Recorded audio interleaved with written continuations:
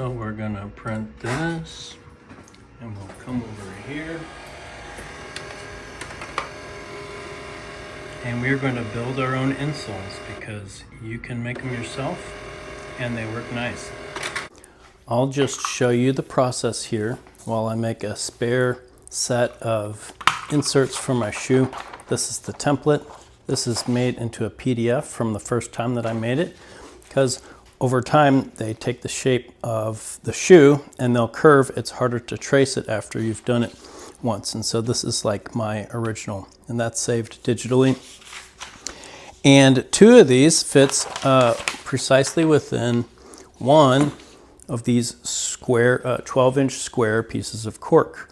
And I can add a link to this in the description, but this is plain old natural cork.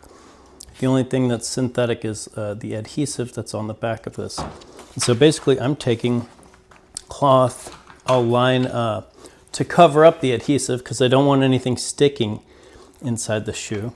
And then I'm going to, it'll have more strength. And this cloth is also 100% natural cotton, nothing special except I chose duck cloth, because the duck cloth, that's basically like a canvas material. And it's very strong. It's thicker than the average cotton fabric.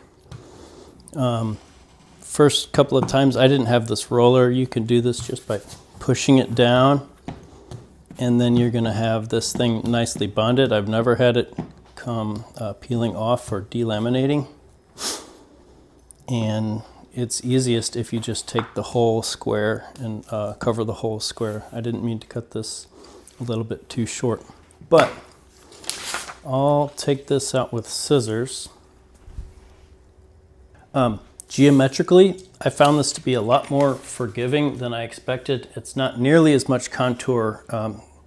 If you think about 3D modeling this, I was worried that it's too complex, and maybe one shoe won't fit the next one. But I've put this into the 3 different brands of shoe, and they just automatically conform. I think the cork is just the right sort of texture and compressibility and moldability. It reforms itself, and that causes me to be able to make a really simple template. There's really only 3 curves on this template. I think if you were to try to define it mathematically, you'd have a circle here that broadens on each side, a circle here that does the same, 2 tangent lines. This is a gentle arc and this is a straight line. And then when this gets put into the shoe, the weight of your foot, just after like 1.5 days, it has already conformed to be a nice shape. And yeah, I thought it might be problematic if I don't have a varying thickness and things like the store-bought products, but it works great. It feels good, and the cork is antibacterial. So this gets traced on here, and I can fit 2. This is size 12.5, and I can fit 2 of them on 1 square. So it's pretty efficient. If I trim this first, it's easier to line up things at the very edge and trace it out without wasting any of the cork material.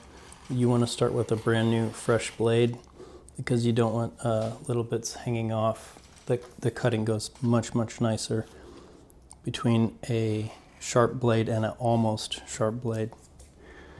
And it also is kind of imperative to have some sort of cutting mat. This is a $10 cutting mat and I'm using it constantly. So I'm taking those sides off, and this is like pennies worth of the cloth, not expensive at all. These cork pads is a little over $1 each I think you buy them in 6-pack. No, maybe around $2 each. Okay.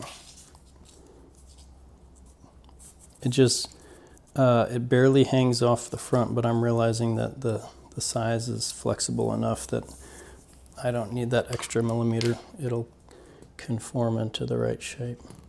So I take my flat side here, and the flat side is already lined up, so there's almost no scrap. I'll fast forward through this section. I'll skip this process. When you go from the first trace to the second trace, you cannot just turn it because it is not a symmetric shape. It's inverted. So you've got to flip that. And yeah, that's why it was always once I've made that mistake. So the cutting goes very easily.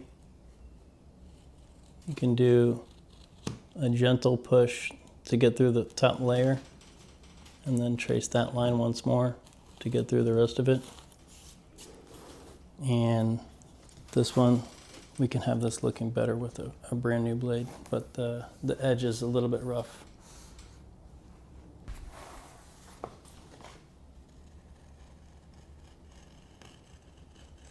The cutting is super easy. You don't need special skills.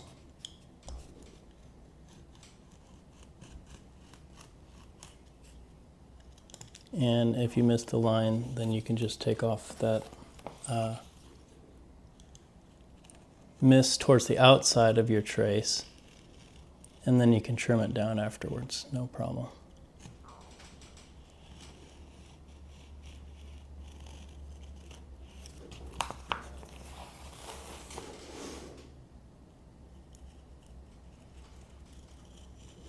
And then note that there's an adhesive layer that you're cutting through. This applies to any different project. With these types of panels, you may be cutting through the adhesive. It gets stuck on the blade, so wipe that off a couple of times. And then I'll use my beeswax-based wax stuff to wax the blade. That makes it just glide through the cork and have less sticking with the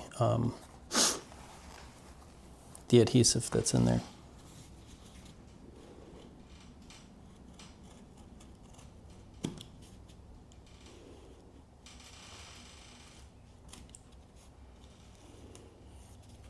So I've also got to let you know why I started doing this. Besides that, most shoes, when I buy them out of the store, I'll wind up having foot pain, and this helps a whole lot.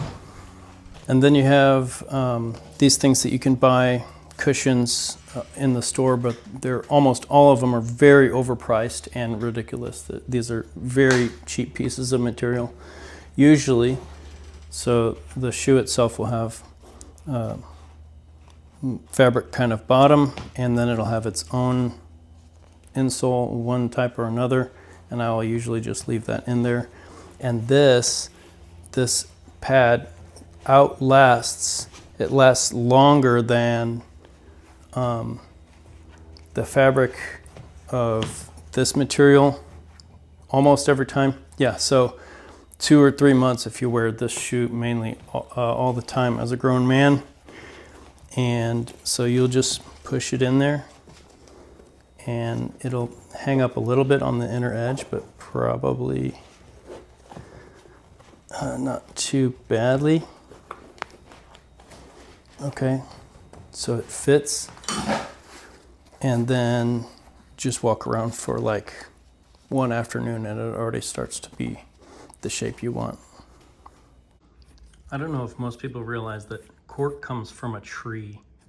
Okay, so this is 99% natural cork. Of course, there's an adhesive layer, and there's probably a little bit of adhesive they use to bond the particles together. But that substance is antimicrobial and antifungal, and that's all scientifically backed. So I used to buy these awful things, and they would just disintegrate in a couple of months, maybe a few months. And the thing that I've made here lasts twice as long, and it has a beautiful shape once you break it in. So I just put some notes together. I looked at the cost actually per pair of these insoles. It comes out to $2.40. And then that's versus around $20 for the very best selling shoe insert on Amazon.com right now. These things are made of petroleum, just several different plastics, not something that I actually desire touching my body, versus natural cork. So this is the name of this tree where it grows. It hosts microbes, it hosts fungus, versus this material's antifungal, antimicrobial. And then depending on the cloth that you put here, if you use this particular fabric, in my experience, has lasted twice as long as anything, any fabric items that I've had on the surface of these store-bought ones. So you could cut that in half if you wanted to compare apples to apples, $1.20 versus $20. And then you can afford to make extra pairs. So then if you have sweaty feet or anything, you can swap these out daily and leave them out in the sun, because the ultraviolet light actually does kill bacteria very nicely, better than any like substance you can spray. I have actually used this process and made these things, and I've been pleased for, I think, near 2 years now.